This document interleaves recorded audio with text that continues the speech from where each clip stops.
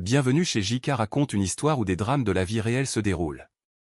Installez-vous confortablement et savourez le récit d'aujourd'hui. Tous les amis de Robert Mitchell pensaient qu'il menait une vie de rêve. Son entreprise de bar était florissante et ses employés se considéraient chanceux de travailler pour lui. Sa magnifique femme était intelligente, heureuse, appréciée de tous et dévouée à son mari. Ils étaient fiers de leurs 3 enfants, dont 2 avaient déjà obtenu leur diplôme universitaire. Tous étaient en bonne santé et se réveillaient chaque matin avec enthousiasme. Le grand amour de Rob était sa femme Diana. C'était une beauté grande, brune, avec un sourire qui pouvait illuminer une pièce. Mais c'était au coucher du soleil, lorsque les lumières étaient tamisées, que Rob reconnaissait vraiment la beauté de Diana. Même si son permis de conduire indiquait qu'elle avait 50 ans, son corps défiait le vieillissement. Malgré 3 enfants, elle conservait une silhouette impressionnante qui attirait des regards admiratifs partout où ils allaient. Ils se sont rencontrés lors d'un événement caritatif à l'hôpital général de Cincinnati, où des chefs d'entreprise locaux collectaient des fonds pour une nouvelle aile pédiatrique. Rob a accompagné sa mère à l'événement car son père était parti de manière inattendue pour une réunion avec un distributeur de bière extérieur à la ville. Son père, Carl, avait ouvert une petite taverne après avoir pris sa retraite de l'armée suite à la guerre de Corée, qui s'est finalement développée pour devenir une modeste chaîne locale. Rob avait toujours eu l'intention de rejoindre l'entreprise familiale d'hôtellerie-restauration, il avait donc étudié la gestion d'entreprise à l'université de Cincinnati, située près de chez lui. Rob n'allait pas normalement à de tels événements caritatifs, mais sa mère voulait vraiment y assister et ne voulait pas y aller seule. Ils étaient assis à une table de 8 personnes, en face de celle où Diana et ses compagnons étaient installés. Elle était infirmière à l'hôpital Mercy et son cavalier était un vendeur d'équipement médical. Elle avait rêvé pendant des années de revêtir une robe de soirée, de boire du champagne et d'assister à ce gala communautaire. Tous les médecins et chefs d'entreprise locaux étaient là, et elle voulait être parmi la foule bien habillée. En acceptant l'invitation du vendeur, elle avait pu assister à cet événement. Le vendeur pensait qu'il allait toucher le gros lot ce soir-là, en ayant une femme magnifique pour un rendez-vous avec un bar ouvert.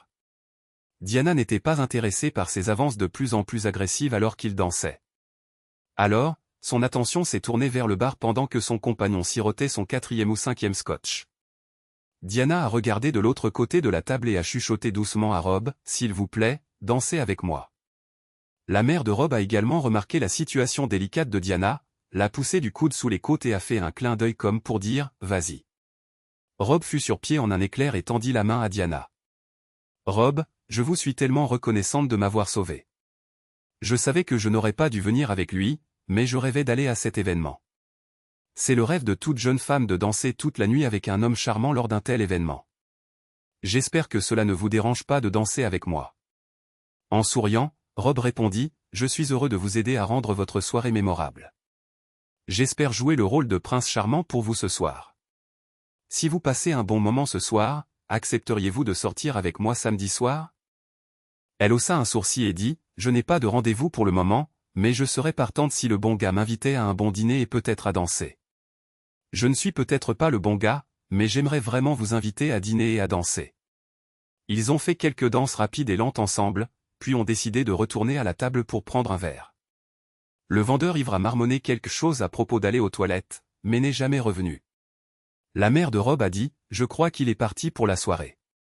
Certains de mes voisins sont prêts à rentrer, alors je vais profiter de son trajet.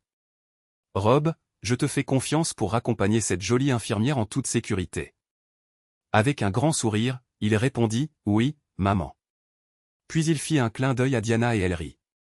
Diana passa le reste de la soirée à table avec ses collègues infirmières. Les filles se sont beaucoup réjouies du fait que Diana avait échangé son rendez-vous infructueux contre un bel homme d'affaires local. Ainsi commença leur relation, qui évolua vers des rencontres, la romance, et finalement des moments intimes les samedis soirs. Rob n'en croyait pas sa chance.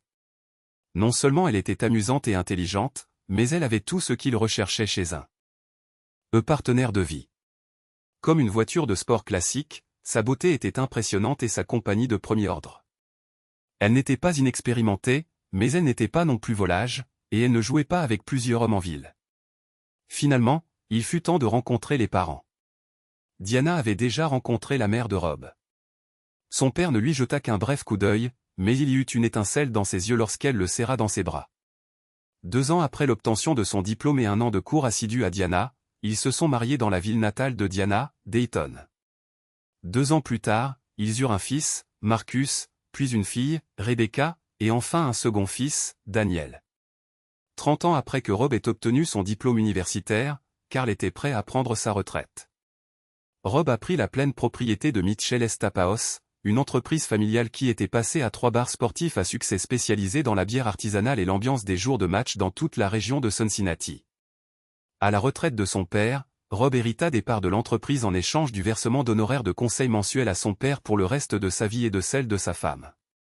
Marcus, titulaire d'un diplôme en gestion hôtelière, avait maintenant l'opportunité de devenir le prochain propriétaire, la 3e génération de l'entreprise familiale, dans 20 à 30 ans. Diana a travaillé à l'hôpital jusqu'à ce qu'elle ait 2 enfants. Elle a attendu que le plus jeune, Daniel, puisse rentrer seul de l'école avant de reprendre son travail d'infirmière. Lorsque ses 2 premiers enfants étaient à l'université et que seul Daniel restait à la maison, elle a décidé qu'elle n'aimait pas les horaires qu'exigeait l'hôpital. Elle a pris sa retraite mais n'a pas perdu son intérêt pour les soins infirmiers ou le travail hospitalier. En raison de la position de Rob dans la communauté des affaires locales et des dons réguliers à l'hôpital, Diana a été invitée à siéger à plusieurs comités hospitaliers. Elle aimait être proche de l'hôpital et de ses amis de longue date qui y travaillaient encore. C'était là une version du rêve américain. Une femme avec qui il appréciait chaque instant. 3 enfants merveilleux. Une maison confortable. La réussite professionnelle et la bonne santé pour tous les membres de la famille. C'est ce qu'il en était jusqu'à ce que Rob et Diana passent chez leurs voisins Tom et Linda pour jouer au bridge. Linda et Diana avaient travaillé la même équipe en tant qu'infirmières lorsqu'elles étaient de nouvelles employées à l'hôpital et étaient restées des amies proches. Tom était médecin généraliste, ce qui avait permis à Linda de prendre sa retraite à peu près en même temps que Diana. Rob avait de la chance aux cartes, mais il ne remarqua pas la douleur croissante dans sa poitrine avant d'avoir perdu 4 mains d'affilée. Soudain, il fut confus quant à la carte à jouer. Le stress de gérer 3 bars très fréquentés pendant la saison de football l'avait finalement rattrapé. Pensa-t-il en tendant la main vers le verre devant lui. Il sentit une pression croissante dans sa poitrine. Il ouvrit la bouche pour dire quelque chose à Tom, mais les mots ne venaient pas. Tom remarqua rapidement le problème et se précipita vers Rob pour l'aider. Maintenant, il était examiné et interrogé. Il entendit Linda crier dans son téléphone portable, « Crise cardiaque au 1948 Elmlan. Nous avons besoin d'une ambulance immédiatement. » Rob regarda autour de lui et pensa, « Qui fait une crise cardiaque ? Nous ne sommes que nous 4. Quelqu'un est vraiment malade et j'espère que l'ambulance arrivera vite. » Il leva les yeux du sol et vit les 3 autres agenouillés autour de lui et sentit immédiatement un poids encore plus lourd sur sa poitrine. « Oh, zut ! C'est moi, Diana. »« Diana, où es-tu ? » ?»« Je suis là, mon chéri. »« Calme-toi. L'ambulance est en route. Tom a appelé le meilleur cardiologue de la ville pour nous retrouver à l'hôpital. » Pendant toute la semaine suivante, Rob se sentit dans un état second. Il savait où il était et pourquoi. Une chose qui était toujours là pour lui était Diana.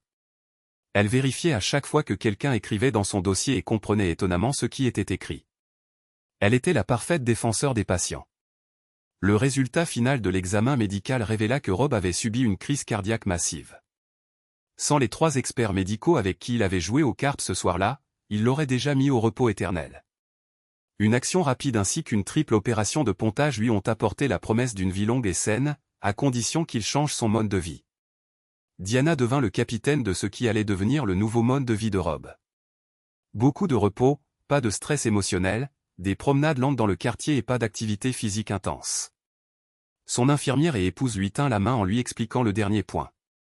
De la liste de rétablissement de Rob, pour un rétablissement complet.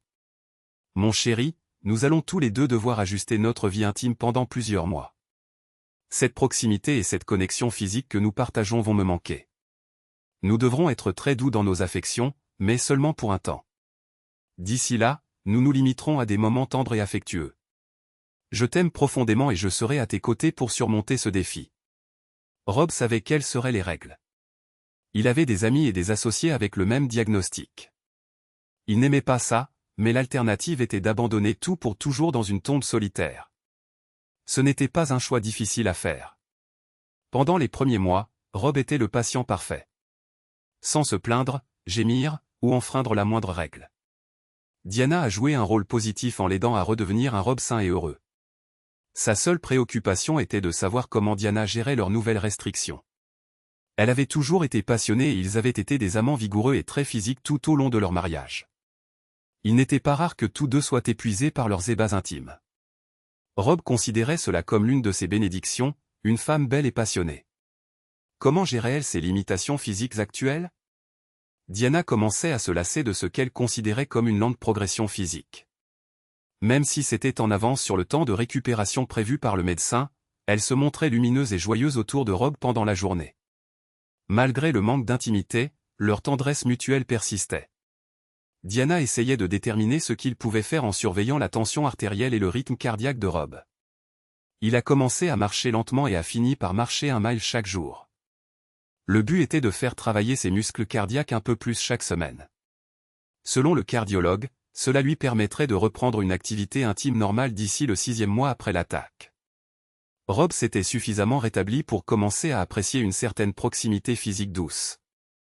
Bien qu'aucun d'eux n'appréciât le manque de spontanéité avec tous ses moniteurs, Rob avait surnommé ce processus la romance de Frankenstein.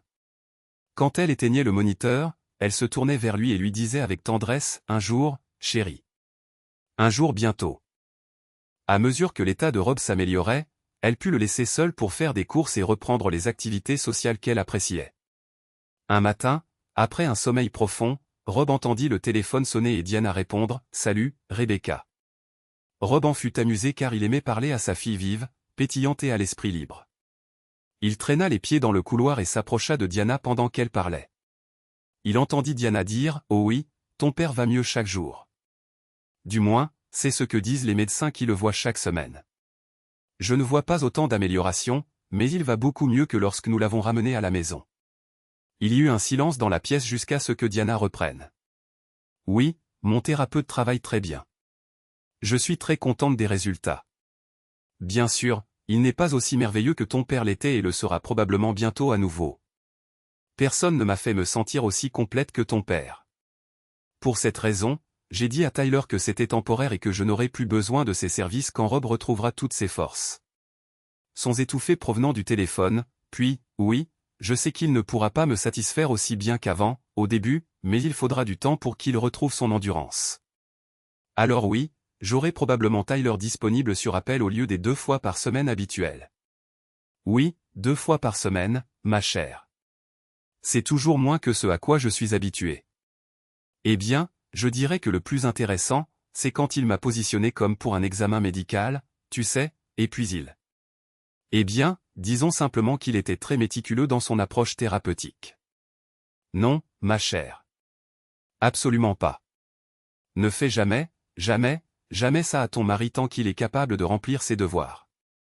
Je laisserai tomber Tyler comme une patate chaude dès que Rob pourra me faire me sentir à nouveau complète. À ce moment-là, Rob ne put plus rester debout dans le couloir. Il dut s'asseoir avant de tomber. L'amour de sa vie avait des relations intimes avec un autre homme. Comment le pouvait-elle? Suis-je vraiment si remplaçable? Sa tête tournait presque aussi violemment que pendant sa crise cardiaque. En désespoir de cause, il commença à faire les exercices de respiration que le médecin lui avait dit de faire lorsqu'il était stressé. Diana entendit Rob trébucher vers une chaise et, laissant tomber le téléphone, elle se précipita aussi vite qu'elle put vers Rob, pâle. Elle le retint fermement pour qu'il ne tombe pas au sol. Il erre. Expirait avec application, de grandes et régulières bouffées d'oxygène, de manière stable. Il inspirait profondément et, en expirant, il regardait Diana en disant « Tricheuse ». Inspire. Expire. Tricheuse. Inspire. Expire.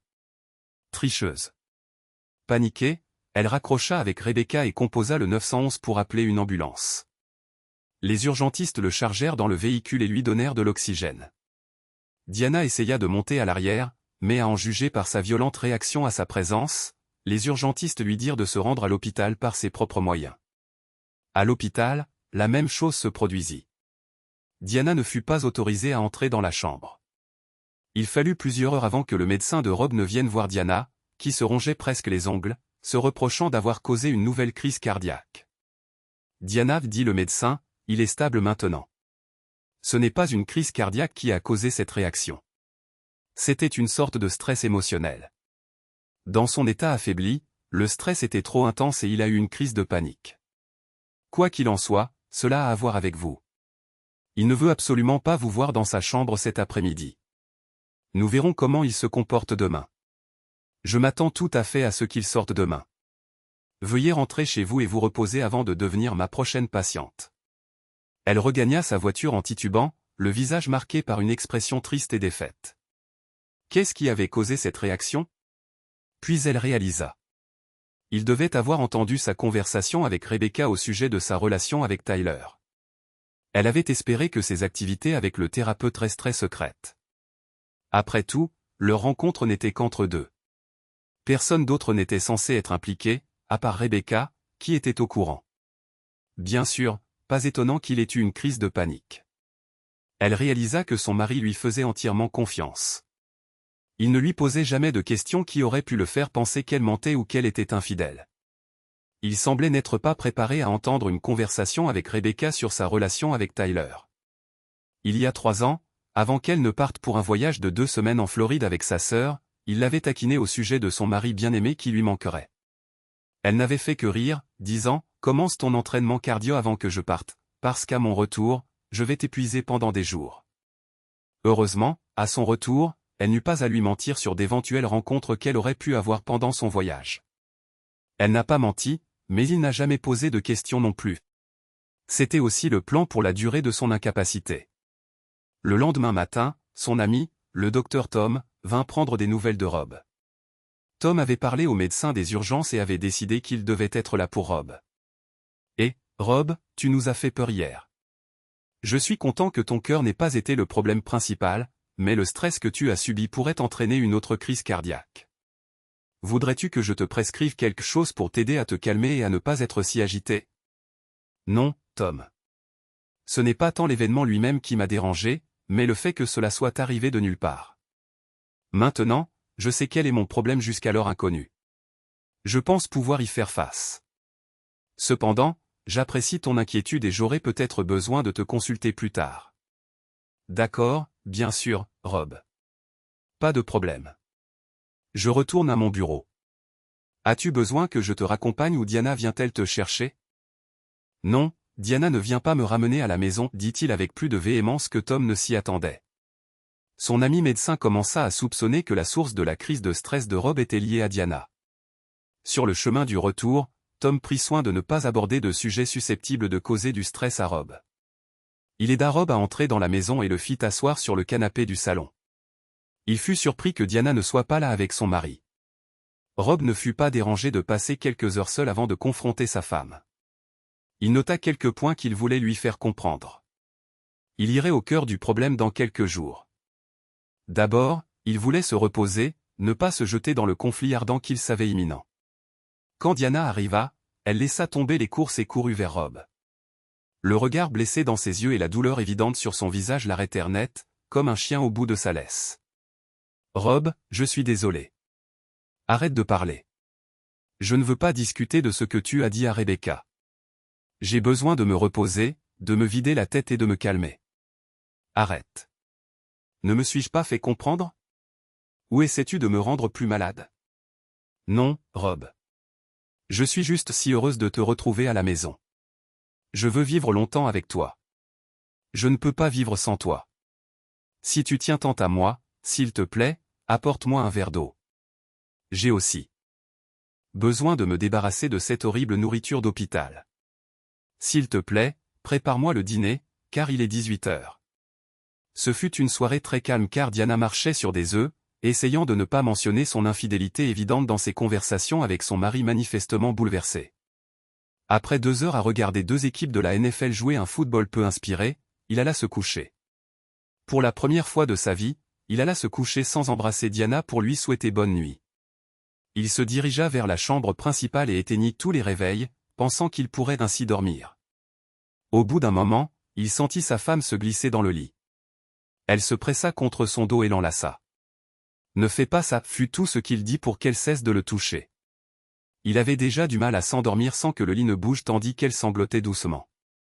Il pensa que si elle n'aimait pas le nouvel arrangement, elle pouvait aller dans la chambre d'amis. 2 jours plus tard, il dit « Parlons après le petit déjeuner. Ça te va ? Après avoir rangé leur petit déjeuner. Après avoir rangé la vaisselle, elle s'assit sur le bord de la table de cuisine, attendant la pire conversation de sa vie. Rob entra silencieusement dans la pièce, s'assit en face d'elle à la table, et y posa un presse-papier et un stylo. Diana, je veux que tu me racontes avec tes propres mots ce qui se passe concernant ce que j'ai entendu de ta conversation téléphonique avec Rebecca. Je n'en ai entendu qu'un côté, et il semble que tu me trompes depuis un certain temps déjà. Je veux entendre toute l'histoire du début à la fin. Comprends-tu ce que je veux entendre? Elle murmura un oui si doucement qu'il l'entendit à peine. Autre chose, Diana. Nous sommes au bord d'un précipice, au-dessus d'un immense gouffre. Notre mariage pourrait être réparé ou détruit selon ce que tu me diras. La vérité est aussi importante pour moi que la fidélité. N'essaie pas de mentir ou d'omettre des points importants, sous prétexte de me sauver ou de me protéger. Si je découvre que tu mens ou que tu caches des faits concernant ton comportement, j'entamerai immédiatement une procédure de divorce. Comprends-tu? Oui. Je vais maintenant te laisser raconter ce qui s'est passé et je ne t'interromprai pas. C'est ton seul et unique moment pour tout exposer afin de déterminer où nous allons à partir d'ici. Ce presse-papier est nécessaire pour que je puisse noter mes questions après que tu auras terminé. Maintenant, c'est à toi de parler. Rob, je suis désolé que tu aies dû entendre une partie de ma conversation avec Rebecca. Ta réaction est compréhensible. Ce qui rend la chose encore pire, c'est que cela s'est produit au moment où tu te remettais si bien de ta crise cardiaque. Merci de ne pas m'avoir jeté dehors immédiatement, mais de m'avoir permis d'expliquer ma position. C'est pour ça que je t'aime tant. Rob pensa que c'était de la manipulation. À en juger par ce qu'elle avait dit à Rebecca plus tôt, on aurait dit qu'elle lisait un texte préécrit. Mon histoire a commencé il y a environ 3 ans, quand je jouais régulièrement au tennis. Je souffrais de muscles et de ligaments froissés. J'étais assise sur le banc de touche, presque en larmes à cause de la douleur et de mon incapacité à jouer correctement, lorsqu'un homme d'environ 10 ans plus jeune que moi m'a demandé si j'allais bien. J'ai expliqué mon problème et il m'a dit qu'il était kinésithérapeute et qu'il pourrait peut-être m'aider. Au début, j'ai pensé qu'il essayait juste de flirter, voulant me toucher de manière inappropriée. Il m'a donné sa carte de visite et a dit que nous pouvions aller à la tente de premier secours et qu'il pourrait me soigner devant les ambulanciers. Diana poursuivit, après environ une demi-heure, mon dos allait 100 fois mieux et j'ai pu terminer le tournoi. Il a un cabinet au sud du centre-ville et je suis allé le voir plusieurs fois depuis pour éviter que mon dos ne me lâche. Nous n'avons jamais eu quoi que ce soit d'inapproprié. C'était toujours une relation professionnelle de thérapeute à patiente. J'appréciais sa compagnie, mais je ne l'ai jamais embrassé ni même serré dans mes bras. Tout a changé après ta crise cardiaque. Rob, tu étais si près de la mort. Je ne savais pas ce que j'allais faire sans toi. Nous avons toujours eu une relation physiquement passionnée. Je n'ai jamais eu une telle intimité dans ma vie. Nous avons la cinquantaine et je pense que nous sommes toujours comme des jeunes mariés. Tu as créé pour moi une certaine attente d'une connexion physique exceptionnelle chaque semaine. Maintenant, c'est en suspens pendant que tu te remets. Pendant la séance de thérapie, il a remarqué à quel point tous mes muscles étaient tendus et qu'ils nécessitaient de l'attention. Je lui ai parlé de ton état et à quel point l'intimité avec toi me manquait. Il s'est éloigné de moi, a ouvert un tiroir et m'a montré une brochure sur la libération physique thérapeutique. Il a dit que mon problème n'était pas inhabituel, surtout chez les couples physiquement actifs. Il m'a dit de prendre le livret chez moi, de l'étudier, et de revenir au cabinet si je voulais utiliser cette forme de libération thérapeutique. Le livret commence par les étapes du traitement. D'abord, il y avait juste le toucher et le massage. Les chapitres suivants abordaient des interventions thérapeutiques plus intimes entre le kinésithérapeute et la patiente. Je n'étais pas intéressé par cela au début, alors je n'ai même pas pris la peine de les lire. Lors de la réunion suivante, j'ai demandé qu'il utilise son approche habile. Il a accepté, mais ce n'était ni précipité ni clinique. Nous avons passé 1 heure dans une lumière tamisée et avec une musique douce, à parler et à nous connecter doucement avant que quelque chose de plus ne se produise. Après, je me sentais complètement détendu, et nous sommes restés allongés ensemble en silence, comme de proches compagnons. Cette activité a commencé il y a plusieurs mois alors que tu étais encore à l'hôpital. Je sais que tu ne veux pas entendre ça, Rob, mais tu as dit que tu voulais tout savoir. Bien que cela semble être la chose la plus intime que j'ai jamais vécue, ce n'était pas émotionnel. J'ai pleuré tout le chemin jusqu'à la voiture. Je ne l'aimais pas. C'était juste un professionnel habile. J'ai pleuré parce que je voulais que ce soit toi qui me fasses ressentir ça, comme avant. Au cours des semaines suivantes, nous sommes passés à des relations intimes réelles.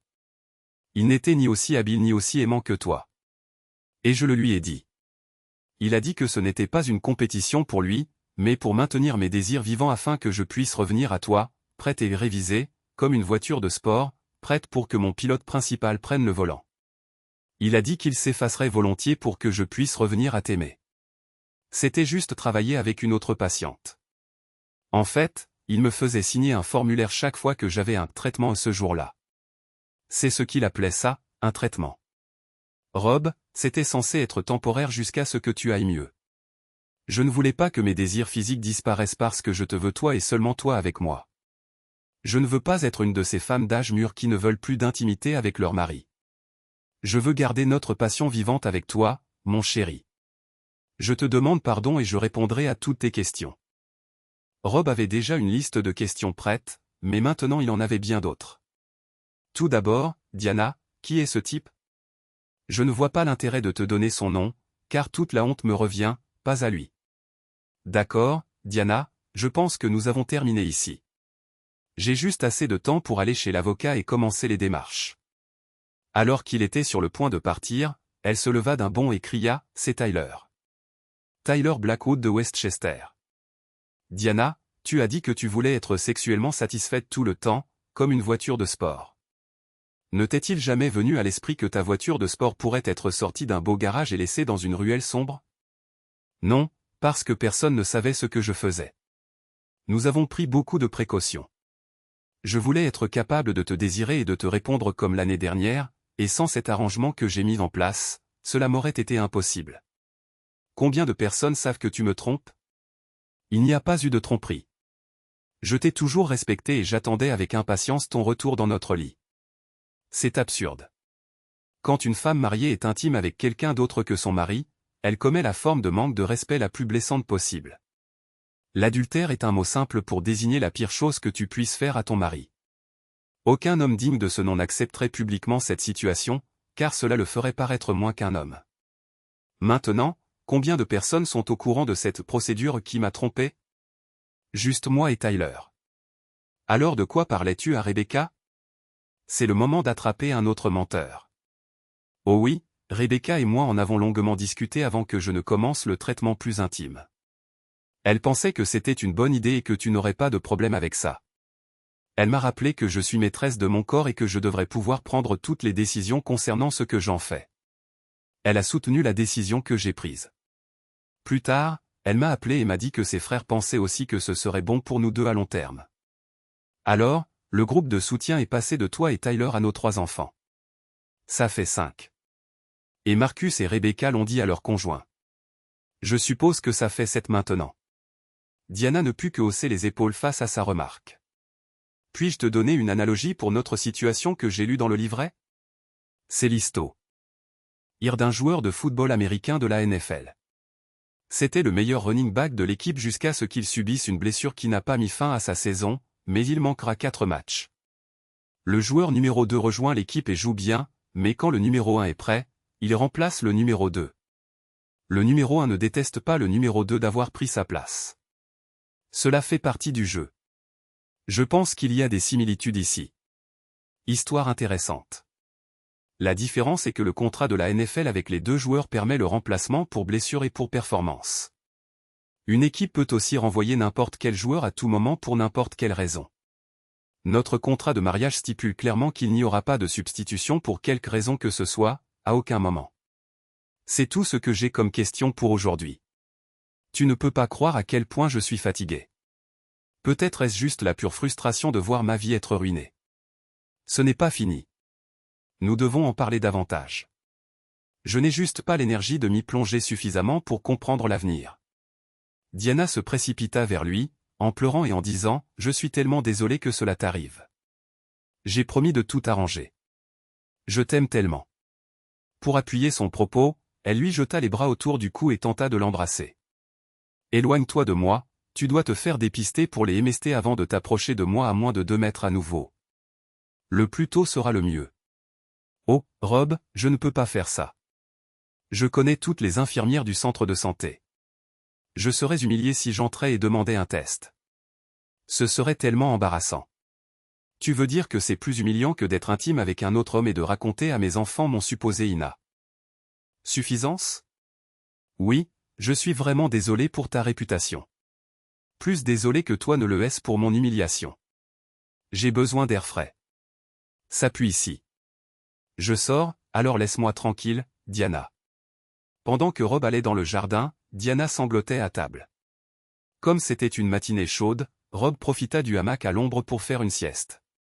Il avait beaucoup appris de sa conversation avec Diana, mais il n'en était pas heureux.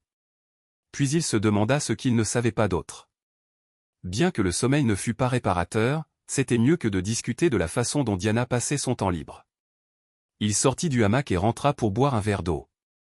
Il aurait préféré une bonne bière légère, mais c'était hors de question. En allant à la salle de bain, il ne remarqua pas que Diana venait de finir de se doucher et s'essuyait. Elle était debout au milieu de la salle de bain, essuyant vigoureusement ses cheveux. La serviette couvrait son visage, et elle ne remarqua pas Rob entrer dans la pièce. Rob s'arrêta brusquement, voyant sa femme pour la première fois depuis des semaines. Il savait que c'était la plus belle femme qu'il ait jamais vue, et encore moins aimée. Il ne put s'empêcher de sourire en contemplant une telle beauté. Diana retira la serviette de son visage et vit un Rob souriant. Leurs regards se croisèrent et s'attardèrent l'un sur l'autre jusqu'à ce que Rob les voie. Il haleta, concentrant sa vision. Elles étaient là, des marques à l'intérieur de ses cuisses. Qu'est-ce que c'est que ça, Diana? Il te marque. Il m'envoie des messages pour me dire que tu lui appartiens, pas à moi. Maintenant, tu passes avant lui et moi en second. Comment as-tu pu me faire ça? Comment et pourquoi, Rob? Ne te rends-tu pas compte que tout cela est à cause de toi? Je n'ai eu de relation avec Tyler que parce que je ne pouvais pas en avoir avec toi. Tyler sait que nous ne sommes pas des amants. Il me soutient juste pour que je puisse être la femme à laquelle tu es habitué. Je fais ça pour toi, pour nous, afin que nous puissions revenir à ce que c'était. Chaque jour, quand je te regarde, je veux être près de toi. Je veux que tu vives avec moi pour les 50 prochaines années. Pour ce faire, je vais devoir faire la chose la plus difficile que j'ai jamais faite. Me refuser l'intimité avec toi. L'intimité avec Tyler ne représente rien pour moi émotionnellement. C'est juste un exercice, comme aller au practice pour s'entraîner au swing. Rob resta silencieux, préférant entendre tout ce dont il avait besoin pour comprendre pourquoi sa femme aimante l'avait trahi. Il n'avait pas envie de discuter. Il n'avait ni l'énergie ni le désir de rester là à se crier dessus. Son cœur physique et le cœur de son âme avaient été traumatisés ces derniers jours, et il avait besoin de repos, d'un endroit pour réfléchir sans l'ouragan du drame. Je vais me reposer dans la chambre. Laisse-moi tranquille. À peine s'était-il détendu que son téléphone l'informa d'un appel entrant de sa fille. Salut papa. Je suis content que tu n'aies pas eu à rester si longtemps à l'hôpital. C'était juste un petit épisode cardiaque? Non, ma chérie. C'est bien pire que ça. J'ai eu vert que ma femme me trompait. Cela m'a tellement surpris et mis en colère que j'ai fait une crise d'angoisse. Je suis à un carrefour et je ne sais pas quoi faire. Oh, papa, tu n'as pas besoin de t'inquiéter pour ça. Laisse tomber et passe à autre chose. Maman t'aime, et avoir des relations intimes avec son thérapeute a en fait du sens. Elle était totalement dépassée pendant que tu étais à l'hôpital. Elle avait besoin d'une sorte de soulagement, sinon elle aurait fait sa propre dépression. N'as-tu pas remarqué à quel point elle était plus calme quand elle s'occupait de toi ces derniers mois? C'était mieux pour elle et pour toi qu'elle puisse avoir ce déchargement physique. Mes amis et moi en avons parlé et nous avons tous convenu qu'elle avait fait ce qu'il fallait pour elle-même et pour toi. Le plus important, c'est qu'elle te remet sur pied et que vous vous aimez encore plus qu'avant. Elle ne se plaint pas de ta crise cardiaque, alors tu ne devrais pas te plaindre qu'elle ait besoin d'un traitement thérapeutique. De plus, c'est son corps et elle peut en faire ce qu'elle veut. Nous pensions que c'était un peu comme le polyamour, tout sauf l'approbation conjugale. Maman et Tyler avaient un arrangement honnête, sachant ce que chacun voulait et avait besoin de l'autre. Il y avait un point final où tu retrouverais ta pleine capacité avec maman. Ils avaient des règles. Pas de rendez-vous, pas de dîner, pas de vie sociale, pas d'autres personnes, et ne jamais dire « je t'aime ». Tyler n'était là que pour combler la partie de la relation qui était vide dans la vie de maman. Elle avait besoin de cette partie pour rester une femme complète. Personne ne t'écartait. Tu n'étais juste pas prêt pour ça. Une fois que tu serais prêt, Tyler partirait comme il l'avait prévu et tout cela sans nuire à votre relation. Rebecca, j'apprécie le sage conseil de tes amis de simplement laisser tomber. Tu sais quoi? Tu es maintenant une étudiante de dernière année à l'université, pas une conseillère conjugale. Qu'est-ce qui te fait croire, à toi et à tes amis, que vous pouvez donner des conseils à une victime d'une crise cardiaque de 51 ans, trompée par sa femme, sur la façon de s'adapter à deux des événements les plus dévastateurs de la vie d'un homme? Ce que tu me dis est de la pure absurdité. Après cela, Rob n'eut plus envie de parler à sa fille. Peut-être qu'il se reparlerait dans quelques semaines. Puis il raccrocha. Interrompant sa tentative de repos, il appela son fils Marcus pour lui poser quelques questions sur le commerce des bars, quelque chose qu'il n'avait pas le droit de faire quand Diana était là. À la fin de la conversation, il demanda à son fils aîné, « Savais-tu que ta mère avait commencé à avoir des relations intimes avec son kinésithérapeute après ma crise cardiaque? » « Non, c'est la première fois que j'en entends parler. Je savais qu'elle voyait un thérapeute régulièrement, mais je ne savais rien de l'aspect intime. Quand est-ce que ça a commencé et comment vas-tu y mettre fin? Qui est ce type, de toute façon? Tu n'étais pas au courant de cette situation, papa? Non, je suis juste tombé dessus quand ta mère et Rebecca parlaient. Ta mère a dit que Rebecca t'en avait parlé à toi et à Daniel, et que tu étais d'accord. Il n'y a pas un gramme de vérité là-dedans, dit fermement Marcus. Je me souviendrai de cette conversation et j'aurais eu des mots sérieux avec ma sœur si elle avait révélé que cette situation se produisait. Je sais qu'elle fréquente des gens douteux à l'école. Je ne sais pas ce que son mari en pense, mais je crois que lui et moi devons avoir une discussion. Je suis vraiment désolé d'entendre ça, papa. Ça doit être un choc terrible. S'il te plaît, dis-moi ce dont tu as besoin, et je ferai de mon mieux pour t'aider, quoi que ce soit. Merci, mon fils. J'apprécie. As-tu parlé à Daniel dernièrement? Sait-il quelque chose à ce sujet? Nous avons parlé de ton hospitalisation hier soir, mais rien de tel n'est apparu. Nous pensions juste que c'était une rechute. Personne ne nous a dit le contraire. S'il te plaît, appelle ton frère et donne-lui la nouvelle. Il me reste si peu d'énergie aujourd'hui que je ne peux plus parler de ce désordre. Ne laisse pas Rebecca ou ta mère savoir que tu connais la vraie raison de la dernière hospitalisation. Je veux voir quels autres mensonges seront racontés et par qui. Marcus répondit, « Je sais que c'est difficile pour toi, mais tu dois laisser tomber ta colère et te détendre. Laisse les choses se faire. Tu as toujours été rapide à prendre des décisions, mais tu dois changer de style. Détends-toi. Prends le temps de prendre des décisions rationnelles plutôt que rapides. Garde ton cœur en bonne santé. » D'accord. Les deux hommes furent déçus par ce qui s'était passé et promirent de rester en contact. Il ne put s'endormir, alors il alla dans le salon familial. Là, il trouva une note. « Je vais faire un test IST. Je ne veux pas le faire, mais je ferai tout ce que. Tu me demanderas si tu me laisses rester marié à toi. Avec tout mon amour, Diana. » Il s'assit sur le canapé et réfléchit aux remarques de Marcus sur le fait de ménager son cœur. L'une des joies de sa vie avait été un bon cigare sur la terrasse arrière. Diana détestait même l'odeur de fumée imprégnant la maison quand il entrait et sortait. Il pensa, « Elle fait ce qu'elle veut et je ferai ce que je veux. » Avec ces pensées, il dépoussiéra l'humidificateur qu'il n'avait pas ouvert depuis 5 mois. Son choix fut le Liapata numéro 9 de 7 pouces de long. Il devrait durer 1 heure. Assis sur la terrasse, il alluma le cigare qui figurait en haut de la liste de Diana des choses à ne pas fumer. Oui, fumer était mauvais pour son cœur, tout comme le fait que sa femme soit impliquée avec quelqu'un d'autre. Son scotch single malt préféré, versé à un doigt, ne ferait pas de mal non plus. Il alluma ESPN et se distraya du chaos qui l'entourait. Ce furent 65 minutes de détente, le mégot de son cigare fumant dans le cendrier, lorsque Diana franchit la porte. « Qu'est-ce que c'est que ça ?» fut sa première réaction à l'odeur terreuse de l'un des meilleurs mélanges à fumer de l'humanité. « Rob, tu ne devrais pas fumer. » Ouais. Et tu ne devrais pas coucher avec un idiot. Ça va ruiner les rideaux et la moquette. Tu ne pourras pas enlever l'odeur de fumée. Ce ne sera plus jamais pareil. Il faut tout arracher et jeter. Dit-il avec colère. Tu sais, Diana, il y a un vrai symbolisme ici. La fumée a ruiné le tapis, alors nous l'avons jeté. Tu as ruiné notre mariage, alors peut-être devrions-nous le jeter aussi. Sachant qu'elle serait rejetée, elle ne put courir serrer son mari dans ses bras. Il avait raison, et elle n'avait personne d'autre à blâmer qu'elle-même. Elle ne trouva pas les mots pour contrer ses attaques. Au lieu de cela, elle se dirigea vers le canapé et s'assit, mais pas à côté de lui, sur le même canapé, comme c'est. Il la perdrait, plus qu'il la laisserait faire. Cherchant à changer d'air, elle demanda « Nous sommes invités chez les Patterson ce soir pour le vin et le dessert. Sharon a fini de rénover sa cuisine et veut nous la montrer.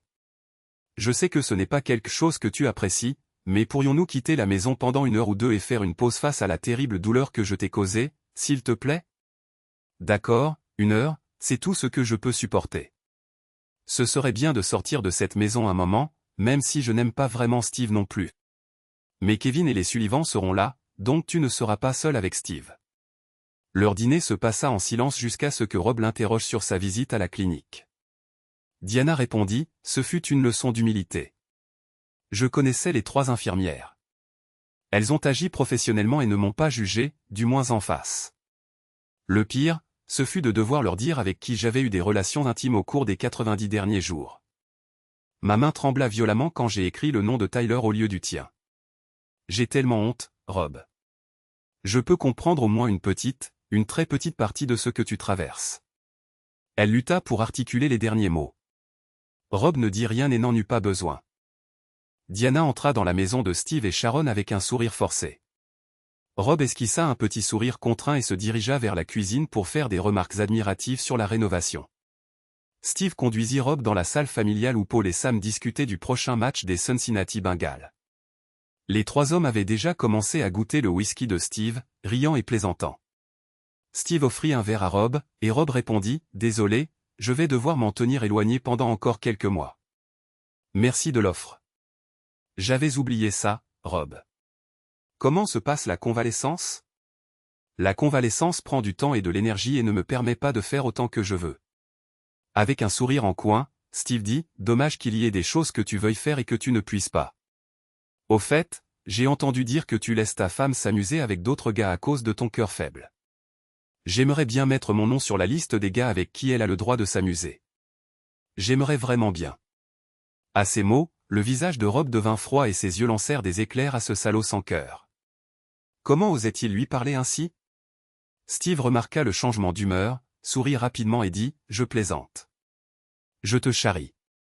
Je ne voulais manquer de respect ni à toi ni à Diana. » Il tendit la main et ajouta « Pas de rancune. » Le visage de Rob s'adoucit légèrement, mais son cœur et sa colère n'avaient pas diminué. Il fit un pas vers Steve, tendant sa main droite. Steve sourit en coin, mais ne remarqua rien. Alors que la main gauche de Rob décrivait un arc rapide, son poing frappa sa cible, et Steve poussa un cri de douleur. Rob en profita et donna un coup de coude à la mâchoire de Steve. Rob voulait que Steve ressente de la douleur chaque fois qu'il penserait à Rob Mitchell ou à sa femme. Steve tourna sur lui-même et tomba sur la table basse, éparpillant verres, boissons et snacks partout. Les 3 femmes accoururent dans la pièce tandis que Sharon s'exclamait « Que s'est-il passé ?» Rob regarda directement Diana et dit fermement « Steve a entendu dire que tu avais des relations intimes avec d'autres hommes parce que je ne peux pas assurer. Il m'a demandé de le mettre sur la liste des gars qui peuvent te divertir. » Je lui ai donné ma réponse. Le visage de Diana pâlit, « Oh non », fut tout ce qu'elle put dire, mais elle le répéta encore et encore. Elle se tourna vers Sharon et dit désespérément, « Tu n'étais pas censé le dire à qui que ce soit. » À personne. Tu n'étais pas censé le dire à qui que ce soit. Diana se tourna vers Rob, mais il était parti. Elle n'entendit même pas la porte se refermer au-dessus des gémissements de Steve. Diana ne vit que les feux arrière de Rob alors qu'elle se précipitait dehors pour le rattraper. « Oh mon Dieu, il est parti », fut sa première pensée. Puis elle frissonna en pensant à l'autre sens plus large de « il est parti pour toujours ». Les exercices de respiration qu'il faisait pour réduire son niveau de stress avaient déjà fait effet lorsqu'il atteignit son allée. Dans des situations comme celle-ci, le thérapeute de Rob lui avait conseillé de se rendre dans son « endroit heureux ». Il se rappela ce conseil donné plus tôt dans la journée et pensa que le moment était peut-être venu. Il se rendait à la forteresse qui était son « endroit heureux ». Une fois à l'intérieur, il chargea quelques vêtements de rechange, son ordinateur portable et une corbeille de médicaments, puis monta dans sa voiture. La forteresse était située dans un nouveau quartier d'activités légères, sur le côté de l'Interstate 275, à l'abri des éventuelles ondes de crue de la rivière Ohio. Elle avait été présentée comme des unités d'entreposage de luxe. Autour du bâtiment se trouvait une clôture intimidante et un système d'entrée électronique robuste. Les longs bâtiments en béton d'un seul étage, sans fenêtres, comportaient des portes de garage enroulables et des portes en acier pour 6 unités distinctes. Rob utilisa la télécommande pour ouvrir la porte enroulable et entra dans une grande pièce. L'espace de 1500 pieds carrés de Rob avait un sol en béton. Une petite chambre, une salle de bain avec douche et une kitchenette. Il y avait des canapés, des chaises et des tables dans un grand espace avec une télévision de 72 pouces montée au mur au centre. Le mur en béton était décoré de fanions, d'affiches et de drapeaux des Bearcats de l'université de Cincinnati et des Cincinnati Bengals. Les affiches représentant des femmes séduisantes au dos des affiches sportives changeaient selon les personnes présentes. Le centre de son attention dans cet antre d'hommes modernes était une Mercedes SL 500 cabriolet de 1999. C'était un roadster et un 129 biplaces argenté étincelant. Sa petite protégée était à l'abri, nez à nez avec la Lexus dans laquelle il venait de s'échapper en Diana. Oh oui, pensa-t-il en parcourant les nombreux messages qui, depuis une demi-heure, rendaient son téléphone comme un sac d'abeilles en colère. Pour la première fois depuis 2 jours, il sourit à cette pensée. Ils avaient été bien ensemble, mais les temps changeaient. Il était propriétaire d'entreprises de formation et d'expérience. Au mur était accroché un tableau blanc pour suivre les paris, les mises et les résultats sportifs, et il pensa que cela lui serait utile. Il effaça le tableau blanc des parties passées jouées avant sa crise cardiaque. Il lui semblait qu'il y a 10 ans, il avait été un homme vigoureux avec une femme fidèle, mais seulement 3 jours s'étaient écoulés. Maintenant, il intitula le tableau blanc « Les chiffres de Diana ». Il y avait 4 colonnes étiquetées « Je suis désolé ». « Je t'aime. Pardonne-moi, s'il te plaît. Je ferai tout ce qu'il faut, et, blablabla. » La dernière colonne indiquait « Combien de personnes sont au courant ?» Il ricana en voyant des phrases tirées du manuel d'excuses des tricheurs apparaître dans les appels téléphoniques et les messages de Diana. Il pensa, plus les gens trompent, plus tout cela se ressemble. Il ne se souvenait plus combien de ces phrases avaient été utilisées depuis qu'il avait appris son infidélité. Alors, il commença le décompte avec le fiasco de ce soir. Je suis désolé, 9, je t'aime, 15, pardonne-moi, s'il te plaît, 8, tout ce qu'il faut, 12, blablabla, 1. La colonne, combien de personnes sont au courant, avait un nombre croissant, commençant par 2, Tyler et Diana. Les 3 enfants suivants et leurs conjoints portaient le nombre à 7. Les 3 amis de Rebecca et les infirmières de l'hôpital portaient le total à 13. Et enfin, les 3 couples de cette nuit-là portaient le total à 19, à sa connaissance. Bien y en avait-il d'autres? Il était content que Diana ait donné un compte rendu si détaillé de la façon dont elle s'était impliquée avec le plus grand amant du monde. Ouais, bien sûr, pensa-t-il. Pandora lança Frank Sinatra. C'était la musique qu'il voulait entendre en rangeant ses vêtements et en prenant ses médicaments du soir. Un homme fort faisant les choses à sa manière, vivant pleinement sa vie malgré quelques relations douloureuses. Il en était sorti vainqueur et c'est ainsi qu'il allait construire sa vie maintenant. Le lendemain matin, il se réveilla reposé et calme.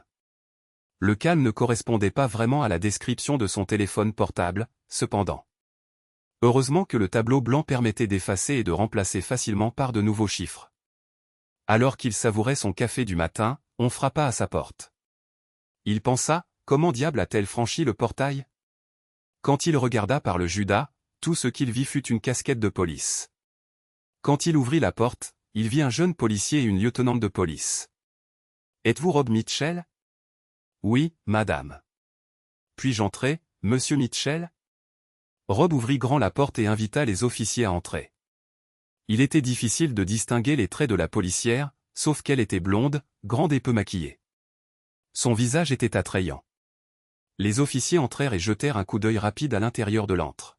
« Je suis la lieutenante et voici l'officier Sullivan. Votre femme a appelé le poste de police hier soir et leur a demandé d'émettre une alerte argent pour vous. Elle pensait que vous aviez fait une autre crise cardiaque en conduisant et que vous ne pouviez pas rentrer chez vous. Nous n'émettons pas d'alerte enlèvement ni d'alerte argent sans enquête. Après l'avoir interrogé, nous avons pensé que vous pourriez être ici. Alors, monsieur Mitchell, comment vous sentez-vous? Avez-vous besoin de soins médicaux? Rob sourit et dit, je ne fais pas de crise cardiaque. J'ai le cœur brisé. Ma femme a eu une liaison pendant que je me remettais d'une crise cardiaque il y a quelques mois. J'avais besoin de sortir de la maison et de déstresser. Néanmoins, merci de vous être inquiété pour moi. La lieutenante répondit, pas de problème. Nous ne faisons que notre travail.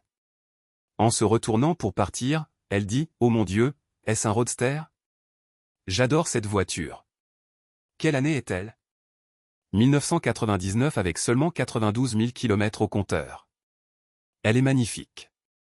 La voiture n'est même pas encore entièrement amortie. Puis-je m'asseoir dedans? Rob aperçut un éclair de son athlétisme gracieux alors qu'elle se glissait dans la voiture. Ses yeux pétillent.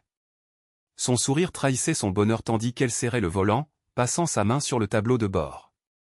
Elle soupira et sortit de la Mercedes. Merci pour le plaisir d'avoir essayé votre voiture. C'était amusant. S'approchant de lui, elle lui tendit sa carte et dit, appelez-moi si vous avez besoin de quoi que ce soit, et je suis contente que vous n'ayez pas d'ennui. À la façon dont elle agissait, Rob réalisa qu'il aurait besoin de cette carte très bientôt. Il envoya un SMS à Diana, tu ne m'as pas dit que tu faisais ça depuis des mois, alors pourquoi devrais-je te dire que je le fais pour une nuit? Il programma une réunion en milieu de matinée avec son avocat pour avoir le temps de prendre des mesures de protection auprès de la banque et des sociétés d'investissement. Ensuite, Rob parla calmement et avec mesure de sa situation à son avocat, Frank Wellington. Frank et Rob étaient amis et partenaires de golf depuis de nombreuses années. Après avoir exposé ses blessures à vif, Rob demanda, le divorce est-il aussi néfaste pour mes finances que pour mon cœur? C'est une bonne chose que tu aies bénéficié d'une excellente aide juridique ces 15 dernières années, dit-il avec un regard entendu. Sans savoir ce qui allait arriver à l'époque. Ce que nous avons fait auparavant te protégera, mon ami. Tu te souviens quand tu développais ton entreprise de bar et que nous nous inquiétions de la responsabilité civile? Nous avons placé tous tes actifs commerciaux dans une fiducie familiale pour te protéger contre d'éventuels procès. J'ai même fait signer à Diana des documents transférant toutes les parts de l'entreprise à la fiducie pour la protection des créanciers. Il en va de même pour le divorce. Bien sûr, nous devons apporter quelques modifications à la fiducie. Tu resteras le fiduciaire, mais nous avons changé le nom du bénéficiaire de Diana à toi. Nous ne la nommerons pas dans la fiducie. Ton fils Marcus deviendra ton cofiduciaire avec des pouvoirs uniquement après ta mort. Ensuite, nous modifierons ton testament, en spécifiant comment tu veux que les actifs de la fiducie soient répartis. Comme tu l'as dit, un tiers ira à Marcus, un tiers à Daniel, et un tiers aux enfants de Rebecca de moins de 25 ans. Les frais d'éducat. Owen seront couverts à partir de 18 ans. Que veux-tu faire de Diana? Ta maison ne fait pas partie de la fiducie, et je ne sais pas ce que tu veux en faire. Bien sûr, tu devras probablement verser une pension alimentaire à Diana pendant plusieurs années. Qu'en penses-tu? Rob répondit, je me suis déjà occupé de la maison. J'ai alimenté un IRA autogéré au maximum chaque année pour sa retraite. Combien de pensions alimentaires penses-tu que je devrais payer? Je ne sais pas. Nous verrons ce que Diana et le juge en pensent. Pour l'instant, nous devons faire une planification stratégique. Je suppose que tu vas commencer à clôturer et transférer les comptes courants, les comptes d'épargne et les cartes de crédit dès aujourd'hui. De plus, nous devons imprimer et signer un acte de fiducie et un testament modifié avant que tu ne déposes la demande de divorce. Nous devons faire tout cela dans le bon ordre pour accélérer le processus de règlement. Il est très heureux que nous ayons établi cette fiducie il y a plusieurs années pour la protection de l'entreprise. Financièrement, tu as une certaine protection. Il est regrettable que ton mariage n'ait pas si bien fonctionné. Après s'être occupé de la clôture et du transfert des affaires, il s'arrêta à l'épicerie pour acheter les provisions nécessaires pour sa man cave, transformée en maison. Comme c'était une belle journée d'automne, il leva la porte de garage à enroulement pour rafraîchir l'air à l'intérieur. Il attendait avec impatience ce week-end. La forteresse comptait 6 bâtiments, et les fêtes y étaient toujours amusantes. Des barbecues à gaz étaient installés dans les allées, et des glacières étaient remplies de glace et de bière. Presque tous les autres propriétaires de caves affichaient leurs drapeaux universitaires le samedi et les drapeaux de la NFL le dimanche. Les matchs de rivalité universitaire étaient les meilleurs moments, car les fans étaient extrêmement loyaux et amusants. Dans cet environnement, il savait qu'il ne serait pas seul lorsque sa vie changerait. Il avait hâte de passer plus de temps dans sa SL500, qui était certainement un régal pour les yeux. Levant les yeux au ciel, il vit combien d'autres messages et appels apparaissaient sur son téléphone portable. Quelle qu'en soit la source, presque tous les sujets de correspondance figuraient dans les mêmes 4 colonnes de son tableau blanc, et il ne voyait aucune raison de répondre. Un message était différent des autres. C'était de Rebecca, le suppliant de l'appeler. Cédant à la demande de Rebecca, il l'appela, espérant que l'appel tomberait sur la messagerie vocale. Pas de chance. Rebecca répondit « Salut, papa ». Après l'avoir salué, Rebecca commença « Papa, tu dois appeler maman. Elle est folle de chagrin, de colère et de regret. Elle a peur que quelqu'un ne te trouve mort d'une autre crise cardiaque. Peux-tu l'appeler, s'il te plaît ?» Rob pensa « Je vais classer ça sous blablabla. » D'accord, Rebecca, qu'est-ce que tu veux que je dise ? Diana, je suis désolé que tu te sois inquiétée pour moi. Tu ne t'es pas assez inquiétée pour moi pour rester hors du lit de ce type pendant des mois. Pourquoi t'inquiéter maintenant que je vais mieux ? C'est ce que tu veux que je lui dise. Allez, papa. Elle a fait une erreur. Peux-tu lui pardonner et vous remettre ensemble ? Alors, elle a eu des relations intimes avec un autre homme. Tu es assez grand pour passer l'éponge. La probabilité que je passe l'éponge sur un moment passionné est très mince. Cependant, elle a fréquenté ce type des dizaines de fois dans son bureau ou à la maison. Ce n'est pas un événement spontané. Elle a conduit 1 heure pour aller chez lui afin qu'il puisse la divertir. C'est prémédité. Cela montre un manque total de respect et d'intérêt pour moi. Pourquoi as-tu menti à ton frère et commencé tout ce gâchis ? Pourquoi as-tu autant manqué de respect à ton père ? Je suis tellement déçu de toi. Tu m'as poignardé dans le dos au moment le plus difficile de ma vie. Mon médecin me dit de ne pas être stressé et rien que de te parler fait monter ma tension artérielle. Le clic fut la dernière chose qu'elle entendit de son père. Elle se demanda si c'était pour l'instant ou pour toujours. Elle se mit à pleurer. Pandora, mais Frank Sinatra. Rob passa les 2 heures suivantes à nettoyer et à détailler sa SL500. Même si sa man cave était hermétiquement fermée, la voiture était toujours poussiéreuse. De plus, il avait une occupation et une pensée agréable. Le samedi était exactement ce dont Rob avait besoin pour se détendre. Il appela quelques-uns de ses copains pour qu'ils viennent à son unité à la forteresse pour un match de football des Cincinnati Bearcats, des steaks sur le grill et de la bière dans une glacière remplie de glace. Bien sûr, les 5 gars sont venus car Rob offrait la tournée. D'autres propriétaires d'unités s'arrêtèrent pour discuter avec Rob et ses amis, car c'était un événement aimant très social.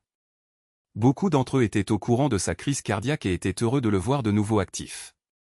Après 6 heures de discussion, de rire et d'encouragement, Rob était épuisé. Ses amis allaient dîner, mais Rob s'excusa, s'allongea seul sur le canapé pour le programme d'après-match et s'endormit. 3 heures plus tard, il se leva et alla se coucher. Le dimanche, Rob n'invita personne au match des Cincinnati Bengals. C'était son jour pour se promener parmi les autres unités et profiter de leur hospitalité. Comme le samedi, il devait faire attention à ce qu'il mangeait et buvait, ou plutôt à ce qu'il ne pouvait pas manger et boire. Néanmoins, la journée fut agréable. Il lui semblait qu'avec le départ de sa femme, sa vie sociale ne souffrirait pas beaucoup. À la fin de la journée, il fut surpris de ne pas du tout regretter Diana. Quand elle venait à ses rassemblements pour un match, elle s'inquiétait de la nourriture, des boissons, de ce qu'elle portait, à qui elle parlait et où se trouvait Rob. Elle gâchait tout le plaisir d'une journée agréable de camaraderie et de bons moments. Le lundi fut le grand jour où il rencontra Frank Wellington pour déposer les documents légaux du divorce. C'était un moment triste pour lui car il ne parvenait pas à surmonter le fait d'avoir été trahi par la femme qu'il avait tant aimée. Il était temps de clore ce chapitre de sa vie. Au lieu de répondre aux centaines de SMS, emails ou appels téléphoniques de Diana, Rob lui envoya un message « Pouvons-nous nous retrouver à la maison mardi à 13 h ?» Presque immédiatement, Diana répondit « Bien sûr. Tu m'as tellement manqué. Ce serait formidable de te revoir. Peux-tu venir vers midi pour que nous déjeunions ? Je suis désolé. Je ne peux pas. Si tu changes d'avis, tu peux passer n'importe quand. » Ce même jour, bien que le message de Rob fût énigmatique, Diana espéra que ce serait le début de leur réconciliation. Elle réfléchit à la robe à porteur. Pas provocante, mais suffisamment séduisante pour l'inviter à revenir vers elle et dans leur lit conjugal. Pas pour l'intimité à ce moment-là, mais pour la proximité. Il faudrait beaucoup de négociations et de compromis pour ramener Rob à la maison. Elle sentait qu'ils devaient tous deux faire des compromis et respecter les sentiments de l'autre. Elle savait que, malgré son comportement de la semaine dernière, Rob l'aimait toujours et voulait qu'elle reste sa femme. Le mardi, à 22h01, Rob sonna à la porte de leur maison. Il fut rapidement accueilli par Diana, qui attendait à la porte depuis 12h45. Diana essaya d'embrasser son mari, mais il l'esquiva diplomatiquement en se dirigeant vers le salon familial. Elle posa sur la table la lettre du ministère de la Santé attestant qu'elle n'avait pas de maladie sexuellement transmissible, pour que Rob la lise. « Je sais que c'est une maigre consolation pour toi, mais je voulais que tu saches que je suis saine. » À sa remarque, il se contenta de hausser les épaules et la regarda comme pour dire « Et alors ?» Diana commença la conversation difficile avec des questions sur la santé de Rob. Elle fut surprise lorsqu'il lui parla des fêtes auxquelles il avait assisté ce week-end. « J'espère que tu n'as pas exagéré, Rob. Tu dois te rappeler de ménager ton cœur. » Rob pensa « J'ai eu une crise cardiaque. Puis elle m'a brisé le cœur. Maintenant, elle me dit de protéger mon cœur. » Quel hypocrite. Après avoir parlé de leurs enfants et de leurs nouveaux petits-enfants, Diana dit « Depuis que tu lui as parlé, Rebecca s'est complètement effondrée. Elle s'occupait de nous deux parce qu'elle nous aime tous les deux.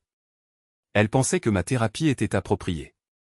Eh bien, son comportement dépassait ce que je considérais acceptable, en plus de son conseil dégoûtant d'avoir des relations intimes avec un crétin. Les deux garçons pensaient que ton aventure adultère était absolument la mauvaise chose à faire. Mauvaise à tant d'égards. Je me demande combien d'autres personnes pensent que je suis le bouffon du village maintenant. Quelles histoires racontent-ils dans les bars? Les sales commérages que ma fille répand à mes dépens. Je n'arrive pas à croire qu'elle me fasse ça. Je suis désolé d'entendre cela et de savoir comment l'histoire s'est répandue. Nous avons fait de notre mieux pour être discrets afin que personne ne le découvre ou ne pense même que nous étions ensemble. Rob renifla. Alors si je n'avais pas découvert ton infidélité grâce à l'appel téléphonique, tu continuerais à fréquenter ce type. Je ne sais pas, Rob. Je n'ai pas encore décidé. Mon cœur a toujours été avec toi, Rob. J'avais vraiment besoin d'intimité physique. Je devenais folle, et c'est ce dont mon corps avait besoin. Tu n'étais pas disponible, alors je me suis permis de trouver du soulagement. Je savais que tu n'approuverais pas, mais je devais prendre une décision basée sur mes besoins, pas sur ton opinion. Mon corps, ma décision. Je suis désolé. Que tu sois en colère, mais j'ai pris cette décision particulière en espérant que tu ne le découvrirais jamais. Je l'ai fait pour nos deux vies intimes, la tienne et la mienne. Je voulais être prête pour que tu reviennes au lit et que tu me reprennes en main.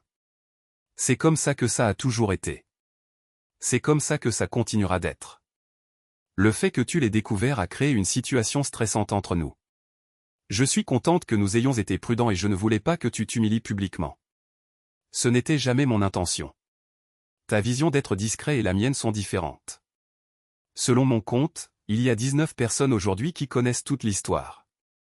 On croirait que tu la passes aux infos de 18h. Comment cela peut-il être discret? Ça ne peut pas l'être. En regardant Diana, il énuméra tout le monde sur son tableau blanc. Son visage s'assombrit tandis qu'elle regardait le sol. Cela ne l'aidait pas à négocier. Je suis désolé, Rob. Je suis désolé pour beaucoup de choses. J'en suis sûr. D'après mes comptes, tu me l'as dit ou envoyé par SMS 57 fois depuis que j'ai quitté la maison. Où cela t'a-t-il mené? Je suis tellement, je le dis probablement souvent parce que je suis vraiment désolé. Je vais essayer de ne pas dire ce mot si souvent. Diana, tu as aussi dit 46 fois que tu ferais n'importe quoi pour nous remettre ensemble. Alors, dis-moi ton plan pour que nous nous remettions ensemble. Mon objectif principal, Rob, est de vieillir avec toi, en étant le seul et unique homme principal de ma vie. Tu es un homme merveilleux, un père formidable, et je veux que nous profitions de nos petits-enfants ensemble. Te connaissant aussi bien que je te connais, tu as exploré toutes nos options. J'ai essayé de te proposer plusieurs options. L'option que tu veux entendre est de chasser Tyler et de ne plus jamais le revoir. Dans des circonstances normales, c'est la meilleure option pour la réconciliation. Je suis prête à te faire cette promesse, mais je ne me sens pas capable de te rester fidèle tant que tu es diminué. C'est difficile pour moi de te dire ça, mais je veux être honnête avec toi. Une fois que tu seras autorisé à avoir des relations intimes, je peux te garantir que je te serai fidèle. Tyler et tous les autres hommes ne m'attirent plus. Comme je l'ai dit, Tyler est un remplacement temporaire pour le meilleur amant de ma vie. La façon dont tu me traites au lit m'a fait avoir besoin d'intimité régulière. J'adore simplement être proche de toi, mais tu es temporairement hors service. Je tiens de source sur que dans quelques mois, tu seras prêt à me faire vibrer à nouveau. En attendant, je suggère que nous continuions avec Tyler. J'ai besoin d'avoir de l'intimité 2 fois par semaine. C'est 2 heures sur 168 heures dans une semaine, soit 1,1% de la semaine. Ce n'est pas beaucoup. Dans l'ensemble, les 98,9% restants de la semaine, je suis ton épouse aimante et reconnaissante. Tu ne sauras même pas que j'ai eu des relations avec Tyler, tout comme tu n'as pas su que j'en avais avec lui ces derniers mois. Vous vous entendiez très bien à l'époque, n'est-ce pas? Tu vois, ce n'est pas si difficile. Quand tes capacités seront restaurées et deviendront pleinement fonctionnelles, la dynamique changera. Quand tu pourras avoir de l'intimité 1 fois par semaine, j'enlèverai un jour à Tyler. Quand nous pourrons faire l'amour 2 fois par semaine, Tyler n'aura plus besoin d'être là. Tu seras à nouveau mon homme principal et unique. Ma dernière option et la moins appréciée est de divorcer. La moins appréciée parce que je ne pourrai plus te laisser me faire l'amour passionnément. Tu me manqueras énormément, ainsi que la façon dont tu me traites en tant qu'épouse et amante. L'autre inconvénient est l'aspect financier du divorce. Tu as travaillé si dur et tant sacrifié pour moi et les enfants. Ce serait dommage si je te prenais la moitié de ton entreprise. Je devrais le faire pour maintenir mon niveau de vie. Je garderai ma maison confortable et tu devrais partir. Même si je garde la maison, tu aurais l'occasion de venir me faire l'amour quand tu veux. De plus, je suis sûr que tu devrais faire des versements de pension alimentaire mensuels. Je suis sûr que les avocats pourront régler ça. La prémisse fondamentale est que je t'aime et que je veux rester avec toi. Je pense que nous pouvons nous en sortir si nous faisons tous les deux un petit effort pour rendre l'autre heureux. Rob, je suis sûr que tu voudras apporter des changements et je suis prête à changer pour solidifier notre mariage. Tu peux y réfléchir et nous pourrons en parler. Nous pouvons prendre notre temps car c'est important pour nous deux. Dès qu'elle eut prononcé ces derniers mots, Rob répondit, « Est-ce cela que signifie, je ferai n'importe quoi pour rendre notre mariage heureux. Il me semble que tu vas continuer à fréquenter ce type jusqu'à ce que tu décides d'arrêter. » Diana déclara avec emphase, « Je déteste absolument. T'es ce mot. C'est impoli, mal élevé et indigne de ta dignité de le dire. » Presque en criant, il dit, « C'est un type. Alors tais-toi avec ton indignation morale concernant mon langage. Hypocrite. Comment peux-tu me juger pour les mots qui sortent de ma bouche alors que nous discutons des conséquences de tes relations intimes avec cette personne? » Diana rougit à ces commentaires enflammés. Il avait raison et elle le savait, mais elle ne pouvait pas l'admettre devant lui. Je peux dire que tu as obtenu des conseils juridiques puisque j'ai examiné cela avec Frank, avec qui nous travaillons depuis des années. Tu aurais dû aller ailleurs. Oui, le frère de Tyler est avocat, et il a donné des conseils sur la façon dont les affaires de divorce sont généralement gérées. Il a été très utile. N'est-ce pas un peu exagéré? Tu recevais une thérapie physique gratuite, et maintenant tu obtiens un travail juridique gratuit. Tu es vraiment quelqu'un. Cet avocat a-t-il laissé la caméra tourner pendant tes séances pour que tu puisses te souvenir des moments tendres après que j'ai retrouvé mes forces? Ne dis pas ça, Rob. J'essaie de nous remettre ensemble. S'il te plaît, essayons calmement d'arranger les choses. Juste pour discuter, peux-tu me dire ce que tu penses de nos options de réconciliation? Aucune des absurdités auxquelles tu vas me soumettre. Je ne sais pas à quel point tu as fait des recherches pour arriver à cette conclusion juridique, mais je pense qu'il a les mauvaises informations. D'accord, Diana, j'ai peur que tu aies besoin d'une leçon d'histoire. Te souviens-tu quand nous avons développé l'entreprise il y a plusieurs années? Frank a recommandé que nous mettions tous mes actifs commerciaux dans un trust familial pour les protéger contre d'éventuels procès. J'étais le fiduciaire et tu étais la bénéficiaire. Eh bien, tout cela a changé maintenant. Je suis à la fois fiduciaire et bénéficiaire. Tu n'es répertorié nulle part dans le trust. C'est très approprié puisque j'ai perdu toute confiance en toi. J'ai maintenant le contrôle complet du trust et de ton point de vue, c'est imprenable. J'ai également refait mon testament pour spécifier comment je voulais que le trust soit distribué, un tiers à Marcus et un tiers à Daniel. Les enfants de Rebecca recevront un tiers à l'âge de 25 ans et Marcus sera l'exécuteur testamentaire. Comme je n'ai pas reconnu ce que tu es devenu, tu n'es plus répertorié dans mon testament. Le sang se retira de son visage et ses mains devinrent moites. Elle était sans voix. Parlons de ta maison confortable, la maison que je ne veux ni n'ai besoin, mais que tu veux. Il y a 2 ans, tu m'as constamment poussé à t'acheter une belle décapotable. Tu étais très insistante, allant jusqu'à refuser l'intimité en guise de punition. Souviens-toi, il était hors de question que je t'achète une décapotable chère, et encore moins que tu t'en vantes auprès de tes amis. Ta maison était entièrement payée, et j'ai pris des dispositions pour la refinancer. Toi et moi avons signé un prêt hypothécaire de 275 000 $ sur une maison de 350 000 $. Tu as pris tes 137 500 $, acheté une décapotable, $ pour la maison, et passé 2 semaines en Floride avec ta sœur. Cela soulève une nouvelle question. Il semble que tu n'aies pas pu attendre 2 semaines après ma crise cardiaque pour commencer à avoir des relations intimes avec quelqu'un d'autre. Alors, voici une question. Combien d'hommes as-tu fréquenté pendant que tu étais en Floride?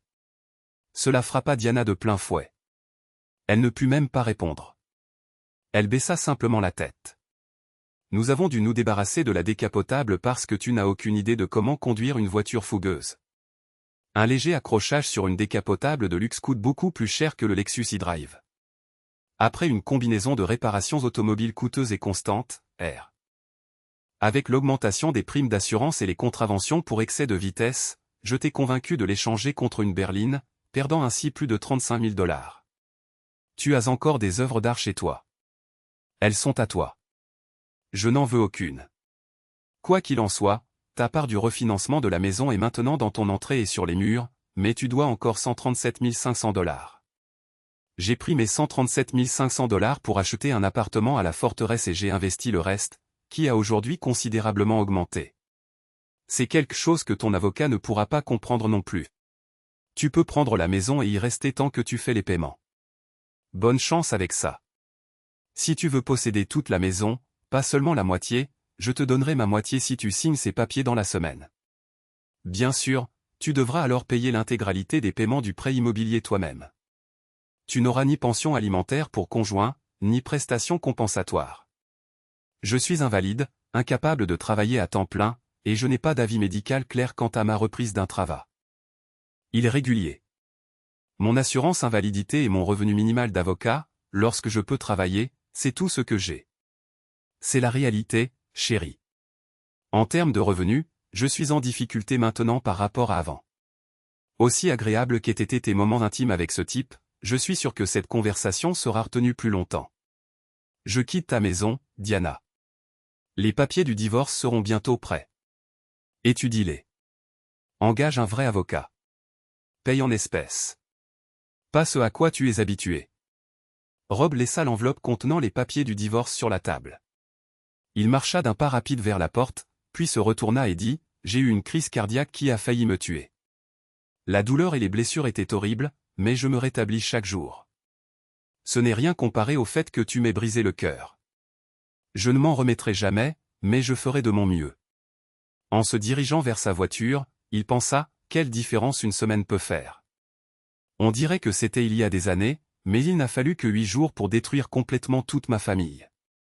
La médiation ordonnée par le tribunal était le dernier espoir de réconciliation de Diana. Rob a utilisé ces séances pour apaiser la haine dans son cœur et calmer son âme. Il ne voulait pas avoir une autre crise cardiaque. Il y avait trop à faire car la meilleure partie de sa vie était devant lui. Il ne voulait vraiment plus jamais revoir Diana. Rob et Rebecca n'ont jamais pu réparer entièrement leur relation. Rob laissa le testament intact et ne modifia pas les bénéficiaires pour les enfants. L'avocat inexpérimenté de Diana tenta de contester la fiducie, mais il n'était pas versé dans les techniques complexes de protection d'actifs.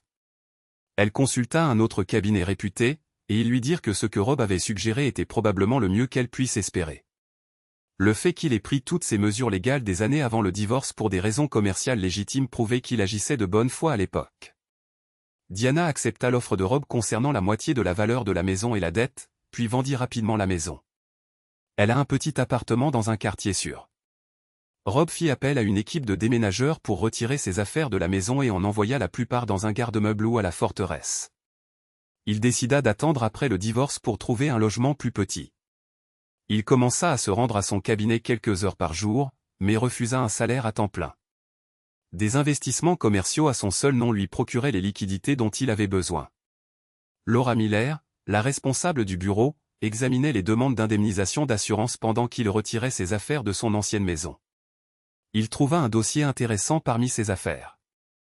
Il y trouva un rapport mensuel de la compagnie d'assurance qui fournissait l'assurance maladie à ses employés. Et dans le dossier se trouvait également une brochure intitulée « Libération physique thérapeutique ».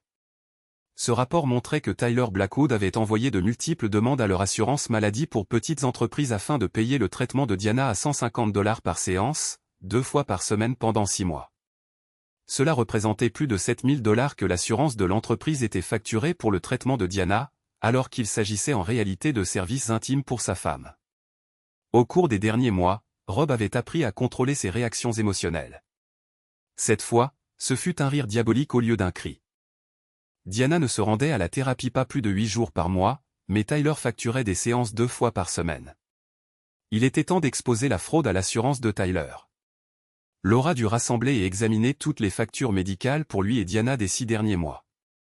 Tyler avait apparemment décidé que les factures médicales de la crise cardiaque de Rob submergeraient tellement les rapports d'assurance maladie que ces factures gonflées pour services intimes passeraient inaperçues. Laura fut choquée par la fraude évidente à l'assurance maladie que Tyler avait commise contre leur entreprise.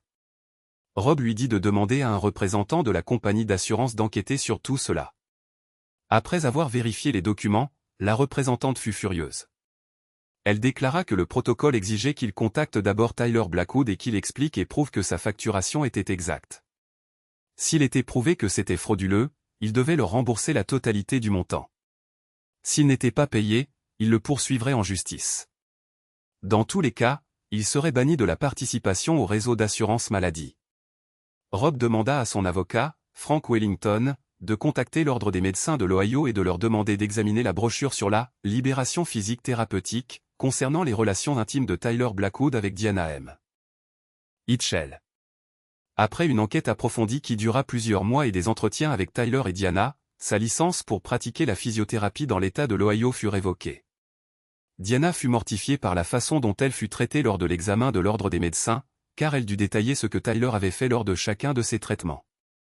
Elle sentait que les hommes du conseil la jugeaient et que les femmes la regardaient avec dégoût. Rob demanda à Frank de demander au procureur local d'engager une action en justice pour fraude contre Tyler. En faveur de Frank, le procureur déposa des accusations. L'affaire finit par être portée devant les tribunaux où Tyler fut reconnu coupable de fraude à l'assurance et reçut 2 ans de probation et des travaux d'intérêt général. Rob engagea un service de surveillance pour suivre les demandes dans d'autres États au cas où Tyler voudrait pratiquer la physiothérapie ailleurs. Chaque fois que des demandes étaient soumises, Frank Wellington informait les nouveaux États des activités frauduleuses de Tyler et de la révocation de sa licence. Parce que Rob fut reconnu invalide avec un revenu limité, Diana dut retourner dans le monde du travail. Elle n'eut pas le temps de suivre des cours de formation continue. Ainsi, sa licence d'infirmière fut suspendue. Sa nouvelle profession était aide-soignante dans une maison de retraite locale. Bien loin de la vie qu'elle avait menée au centre communautaire local. Son emploi du temps et ses revenus réduits l'empêchaient de rejoindre ses anciennes amies à la piscine du centre communautaire pour les activités de l'après-midi. Ses amis divorcés étaient si intrigués par la nouvelle de son divorce qu'elles commencèrent à inviter son pauvre, seul, bientôt ex-mari à boire un verre et à dîner. Ces fils réduisirent progressivement le contact avec elle. Rebecca et Diana se blâmèrent mutuellement d'avoir éloigné Rob et les garçons. Les 2 femmes étaient indignées d'avoir reçu très peu de biens de Rob lors du divorce. Rob se moqua de la menace de Rebecca de le priver de contact avec ses petits-enfants. Après un entretien embarrassant avec l'Ordre des médecins concernant sa relation intime avec Tyler, elle coupa tout contact avec lui. Ni Rob ni les enfants ne savaient si elle fréquentait quelqu'un, mais c'était difficile à faire quand on travaillait de nuit. Rob demanda à Frank s'il pouvait convaincre le procureur de porter des accusations supplémentaires contre Diana. Après tout, elle recevrait un traitement d'une valeur de $150 en échange de relations intimes. Des biens ou des services en échange d'intimité pourraient être considérés comme de la prostitution. Mais Frank doutait que cela réussisse et déconseilla de poursuivre. Rob s'en fichait. Au moins, la police vint à son appartement pour enquêter sur les accusations, ce qui était suffisamment humiliant. Une fois le divorce prononcé, Rob commença un nouveau chapitre de sa vie. Après une promenade dominicale dans sa SL 500 avec le lieutenant Hay, désormais connu sous le nom de Jennifer, il se retrouva dans des situations qu'il n'avait pas vécues depuis des années. Et il était reconnaissant pour ce changement. Rob recommença à vivre pleinement sa vie. De nombreux amis et connaissances lui présentaient constamment des sœurs, des voisines, des amis et des collègues. Pendant plus de 30 ans, il avait cru que Diana était la seule femme pour lui. Mais il s'avéra que ce n'était pas le cas. Il aimait rencontrer de nouvelles personnes et finit par trouver quelqu'un qui deviendrait une véritable partenaire. La douleur de la crise cardiaque avait été physique et temporaire. La douleur du chagrin d'amour avait coupé plus profondément, mais elle avait aussi ouvert la voie à une vie meilleure. Alors qu'il était assis dans son coin détente un soir, regardant le match des Bengals avec une bière fraîche et un bon cigare, Rob réfléchit à la question qui l'avait hanté des mois plus tôt. Quelle douleur était la pire, la crise cardiaque ou le chagrin d'amour? La crise cardiaque avait failli tuer son corps, mais le chagrin d'amour avait tué ses illusions. Et parfois, il réalisa que c'est exactement ce dont un homme a besoin pour vraiment commencer à vivre. La crise cardiaque lui avait donné une seconde chance dans la vie. Le chagrin d'amour lui donna une seconde chance en amour. Cette fois, avec quelqu'un qui méritait vraiment sa confiance. Merci d'avoir regardé. À la prochaine. Point. Si vous avez aimé, abonnez-vous à JKTEL A Story pour plus d'histoires.